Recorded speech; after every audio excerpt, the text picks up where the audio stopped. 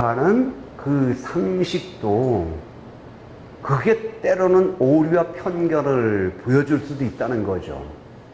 그래서 역사 공부를 할 때 항상 의문을 가지고 접근을 해야 돼요. 그래서 제가 이제 아이들이 보는 그 만화 잡지 고래가 그랬어의 이제 역사 그 코너를 담당해서 매달 쓰는데 원고지 양은 뭐 한 대여섯 명 몇 정도밖에 안 돼요. 그런데도 어떤 거 쓸 때는 원고료는 5만 원인데 세금 떼고 4만 뭐 얼마 이것밖에 안 줘요. 그런데 원고지 5매 쓰기 위해서 책을 뭐 어떤 때는 4-4권씩 사야 돼요.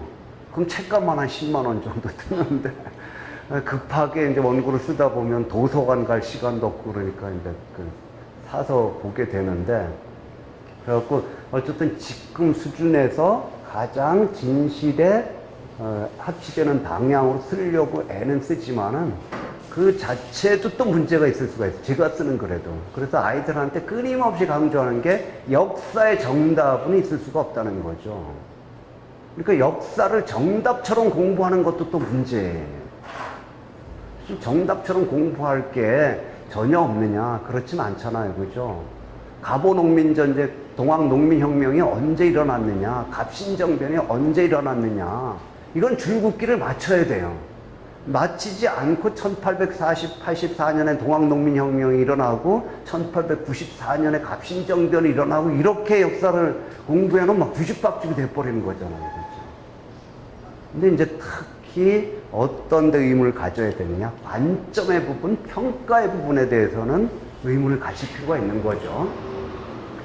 자, 여기도 이제 보면은 조선시대에 농민들이 타작하는 모습을 그려놨어요. 서울 그 을지로 입구 벽에 이런 그림이 오랫동안 건물 벽에 그려져 있었어요.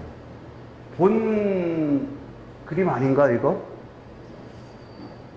김홍도 타작도를 뺏겨 그렸는데 여기 뭐가 하나 빠졌어요. 뭐가 빠졌겠어요?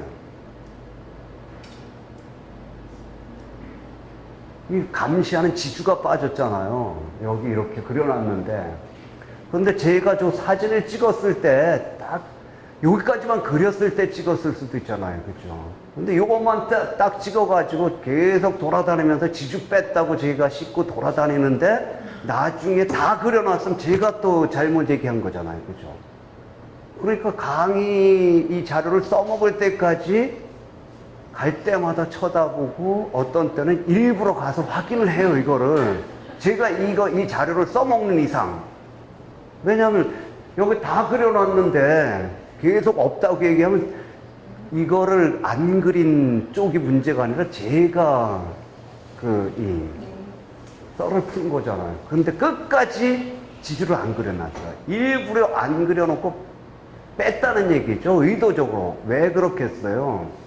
지하철 타고 다니는 사람들이 또 여기 지나는 사람들이 딱 이 그림을 그려놨다고 보세요. 이 그림을 보면서 열받는 사람이 있을 수가 있잖아요. 예나 지금이나 놀고 처먹는 놈들 따로 있고 뼈 빠지게 일하는 사람들 따로 있고, 그런 생각을 할까봐 지주는 딱 빼놓고 이 일하는 사람들만 딱 그려놓고, 아, 노동은 신성한 것이요, 노동은 즐거운 것이요, 뭐 이런 의도가 담겨 있겠죠.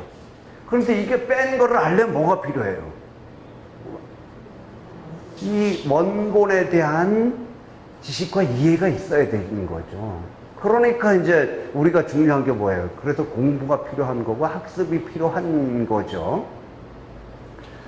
자, 이런 이제 추수가 진행되던 조선시대 농민들이 살아가던 또 조선시대 구조를 그림 한 장으로 잘 보여주는 게 이제 빙풍도라는 이런 그림인데, 조선 후기가 되면은 이제 일반 땅뿐만 아니라 권세 있고 돈 있고 그런 양반 지주들은 경치 좋은 골짜기 또 강가 이런 거를 차지해요. 사유해 나가는 것이죠. 그러면 거기에다가 별땅을 적어놓고 정자를 지어놓고 여기서 문학과 역사 철학을 논하고 시서화를 즐기면서 맛있는 술, 음식을 먹어가면서 이제 고담 중론을 하고 양반 문화를 만들어내겠죠.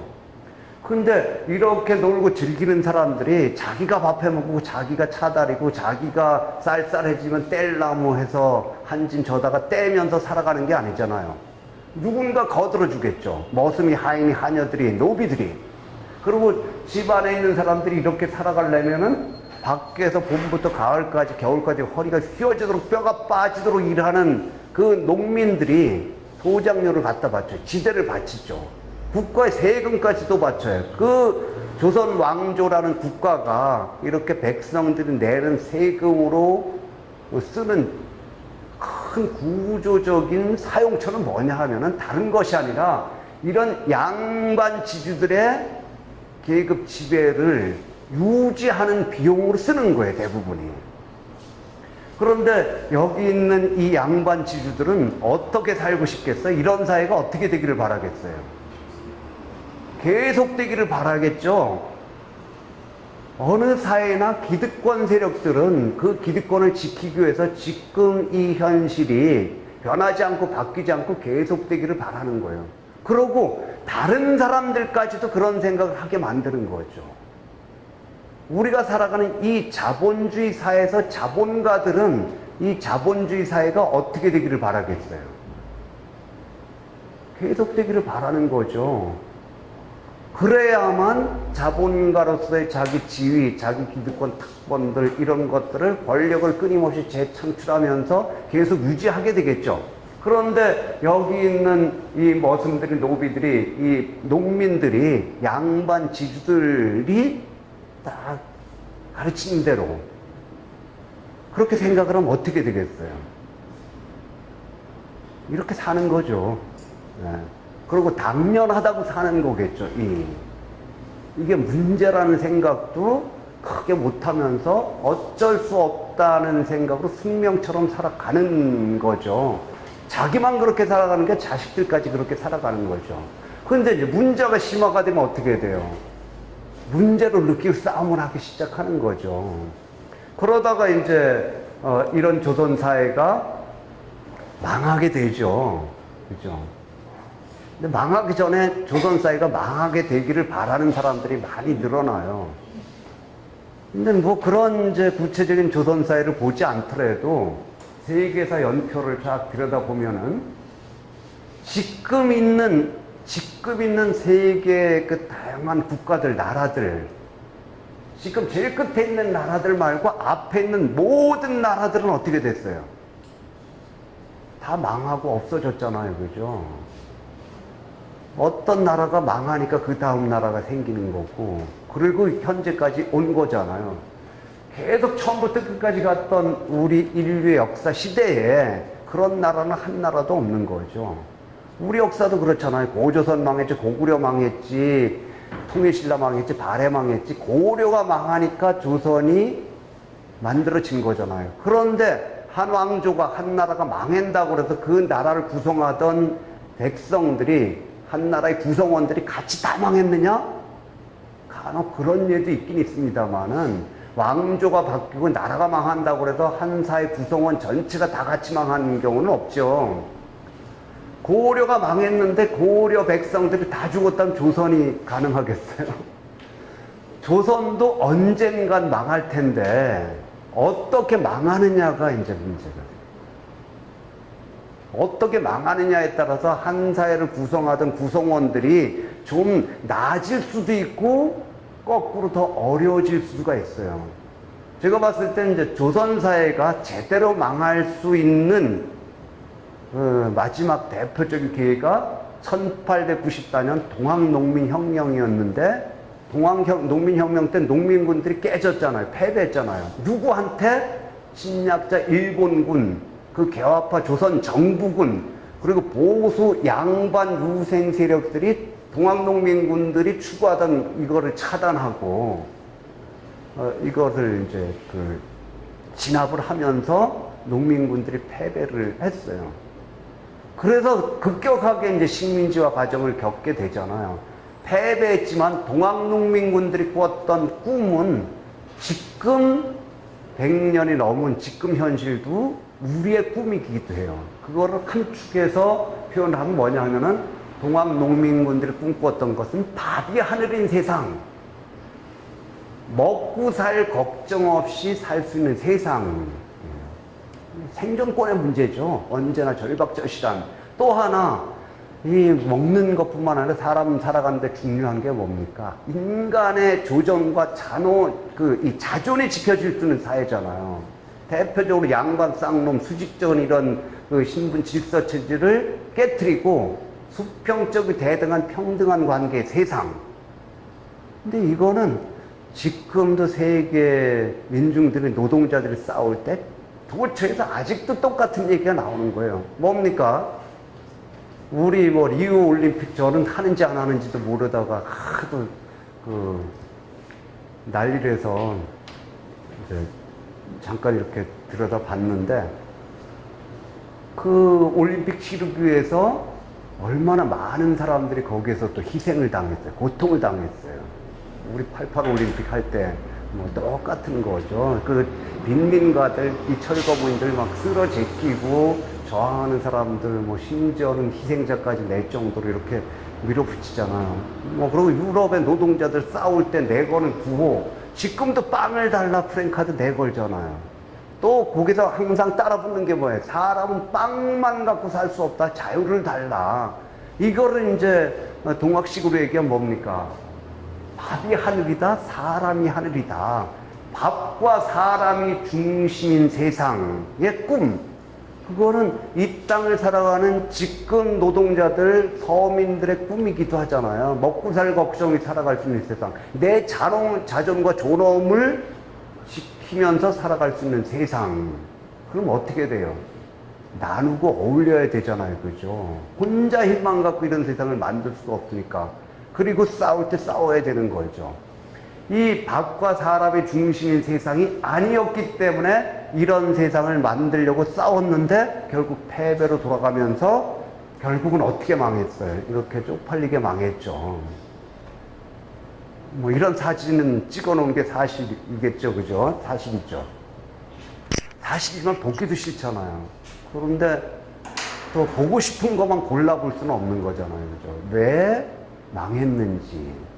그리고 망한 후에 이제 식민지 사회는 어떤 사회였는지. 식민지 지배 사회라는 것은,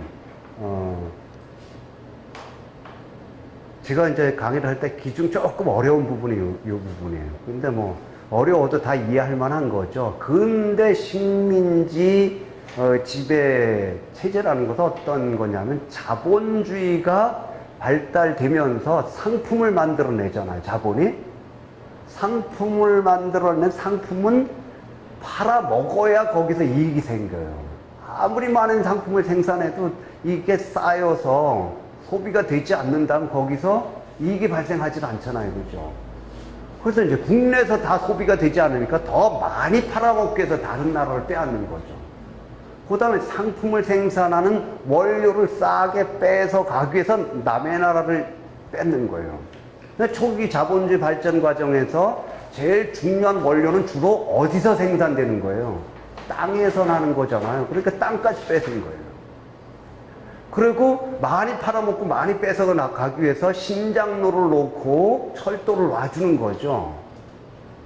작년에 4월 달에 한 달여 쿠바를 갔었는데 가기 전엔 몰랐었죠. 근데 쿠바를 가보니까 쿠바는 오랫동안 스페인의 식민지 지배를 당했잖아요. 근데 그 스페인의 철도를 놓는 것보다 쿠바의 철도를 먼저 놔준 거예요. 쿠바 인민들이 이뻐서 철도를 먼저 놔줬겠어요? 뺏어갈 게 많으니까 철도를 놓은 거죠. 그 철도의 종착역은 항상 어디겠어요? 바다의 면에 있는 곳은 항구입니다. 뺏은 거를 배로 싣고 가야 되잖아요. 그러니까 항구 쪽에 노동자들이 제일 많이 처음에 생기는 거예요. 그래서 우리나라 노동조합도 제일 먼저 어디서부터 만들어졌냐면은 항구 쪽에서부터 구두 노동자들이 노동조합을 만들게 되는 거죠. 그런데 그리고 이제 자본이 들어와서 직접 지배를 해요. 국내에 있는 이 자본을 장악하고 회사를 만들고 그러면서 노동자들 주어 짜는데 본국의 노동자들보다 일을 더 많이 시키고 임금은 적게 주는 거예요. 그리고 우리 1920년대 보면은 조선인 노동자들은 일본인 노동자들보다 일을 거의 배 가까이 더 많이 일을 하는데도, 배는 아니네요. 예를 들어 평균 일본인 노동자들이 10시간을 일을 한다면 조선인 노동자들은 12시간 정도 일을 해요. 그런데 받는 임금은 일본인 노동자들의 반밖에 안 돼요. 여성들은 거기에 또 반밖에 안 돼요. 일제강점기 때. 그럼 결국은 이 근대 식민지 지배라는 것은 자본의 이익을 위한 지배잖아요. 그죠?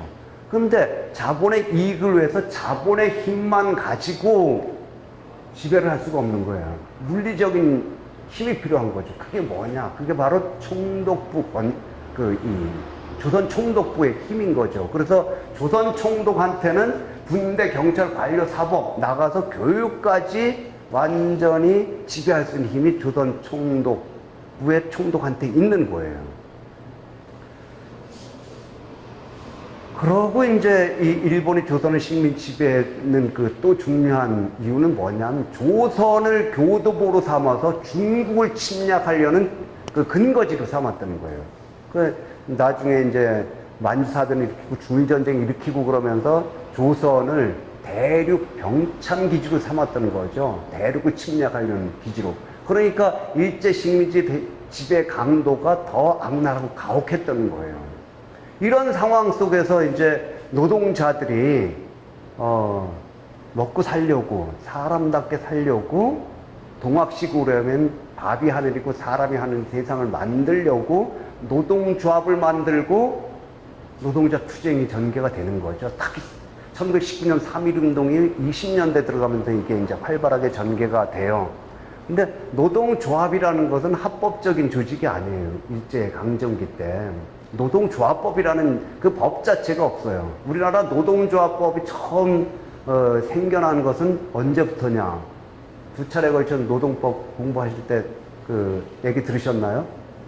한국전쟁이 일어난 1953년이 돼서야 처음으로 우리나라의 노동법이 만들어지는 거예요. 일제강점기 때도 해방 후 미군정기 때도 노동법이라는 법조차도 없었던 거예요.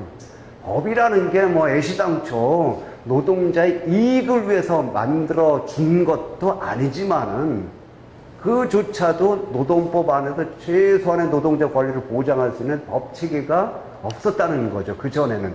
그런 상황에서 노동조합을 만들고 노동조합 운동이 전개가 됐던 거예요. 자, 이렇게 되니까 이제 이 식민지 지배의 본질과 핵심은 자본의 지배가 가장 중요한 거잖아요. 그죠? 그럼 여기에 맞서 정할 수 있는 제일 중요한 힘도 누구겠어요? 전체 머릿수로는 농민이 압도적으로 여전히 많았지만은 자본과 직접 맞대면하고 직접 노동력을 팔아서 임금 받고 살아가는 노동자들, 이 관계가 자본주의 지배 속에 1차적인 관계잖아요.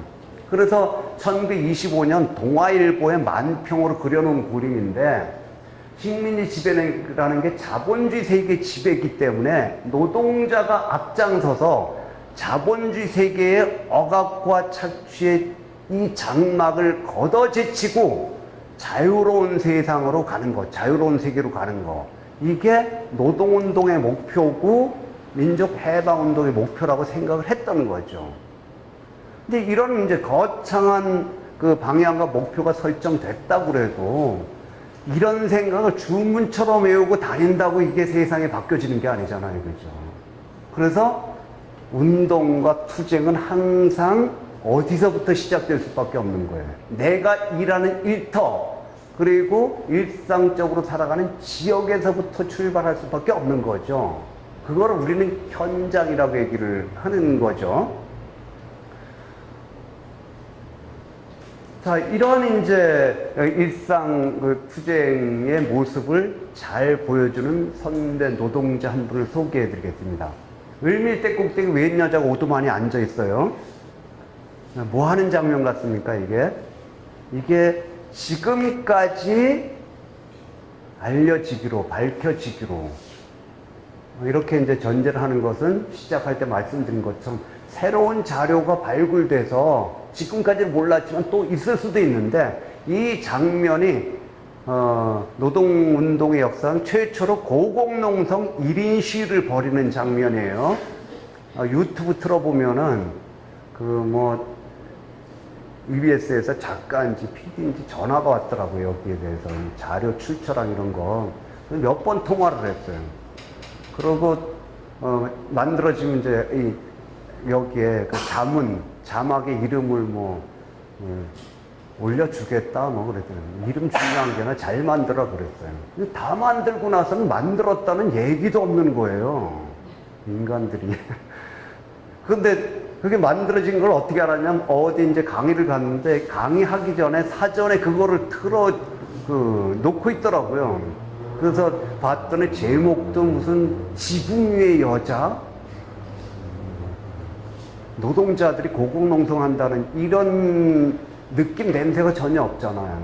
그리고 또 이 강조점의 차이긴 하지만은 제가 강조한 거하고도 또 다르고, 또 하나는 이제 엉뚱한 사파를 사진과 자료가 없으니까 처리를 했어요. 그게 뭔가 이제 보면 나올 텐데, 무슨 사연 때문에 을밀대 꼭대기까지 올라가서 1인시 고공농성을 벌였을까? 1931년 평양에 있는 평원고무공장에서 노동자들의 임금을 깎겠다고 일방적으로 통보를 합니다. 근데 그 여성 노동자 임금은 조선인들끼리도 반밖에 안 된다고 그랬잖아요. 일본인에 비해서는 4분의 1밖에 안 되네. 또 임금을 깎겠다는 거예요. 당장 먹고 살기가 힘들잖아요. 임금을 깎겠다고 그러니까. 그것도 겨우겨우, 그리고 여기 고무신발 공장인데, 고무신발 공장이 더 힘들었어요.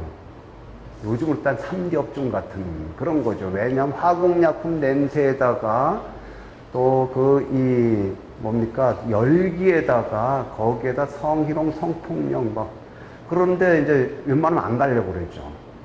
나이가 많은 노동자들이, 그때 나이 많은 노동자들이라고 그러면 30 전후한 노동자들이 나이가 많은 노동자였어요. 그런 노동자이니까 집안의 가족 경제를 자기가 책임지는 사람도 많잖아요. 그런데 임금을 깎겠다는 거예요. 12일 동안 죽자 사자 싸웠는데도 회사에서 꿈쩍도 안 해요. 그러니까 굶어 죽기로 싸우겠다고 아사동맹, 아사가 굶어 죽는다는 말이잖아요. 아사동맹을 결의했어요. 단식투쟁인 거죠. 단식투쟁에 들어가니까 조선인 사장이 일본 경찰을 끌어다가 강제로 해산을 시켰어요. 선배이고 또 간부였던 강주룡이 어떻게 흩어진 조합원들을 묶어 세울 것인가, 투쟁의 불씨를 살릴 것인가 고심하다가 자살을 하기로 마음을 먹었어요. 그래서 목매달 죽으려고 광목을 쭉 사가지고 을밀대 부근으로 올라갔습니다. 이런저런 생각을 하다가 내가 그냥 죽는다면은 많은 사람들이 저 여자 왜 죽었는지 알 수도 없을 것 아니냐. 죽더라도 우리의 싸움을 알리고 죽자 하는데, 한강밤중에 을밀대가 눈에 들어온 겁니다. 옳다, 저기 올라서 실컷 외치다가 죽더라도 죽자 하고 올라간 거잖아요. 근데 저기를 어떻게 올라갔겠어요? 줄 매달아져 있는 무대 정자, 사다리 놔 있는 거 없잖아요. 광목을 쪼갰어요.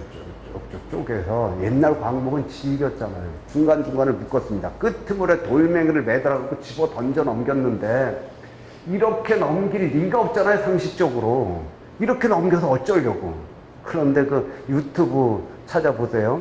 지붕 위의 여자. 만화로 그려서 이쪽으로 이렇게 넘긴 거로 이렇게 그려놨어요. 이렇게 넘겼겠죠. 이렇게 나올 길이도 안 되고, 이렇게, 넘겨갖고 여기다 묶고 이걸 타고 올라간 거예요. 이제 끌어올렸죠. 5월 말이라고 하지만 새벽 큰 바람이 엄청 쳤어요. 우수로 떨려왔어요. 그래서 끌어올렸던 광목을 펼쳐갖고 몸을 추위를 이제하고 칭칭 감고 앉아있는데, 그 찬바람이 몰아치고 죽을 작정으로 올라가 앉아있는데도 쏟아지는 잠을 도저히 참을 수 없어서 거기서 깜빡 잠이 드는 겁니다. 오늘 인원이 얼마 안 되고 저랑 눈이 다 마주치니까 지금 졸린데도 부릅뜨고 열심히 들으시는 분들 계실 거예요, 분명.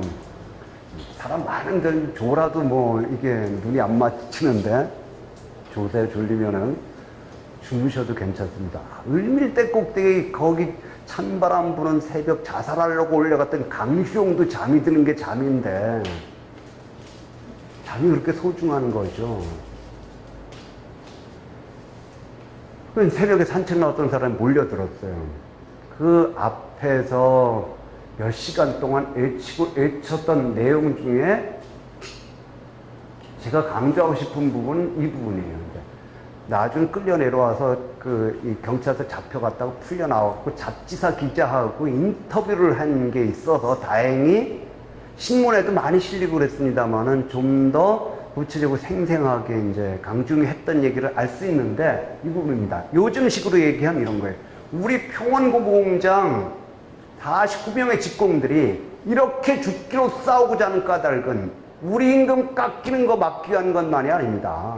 우리가 여기서 물러선다면 평양에 있는 12개 고무공장 2,300 전체 직공들 임금 깎이는 원인이 될 것이기 때문에 앞장서 싸우는 겁니다.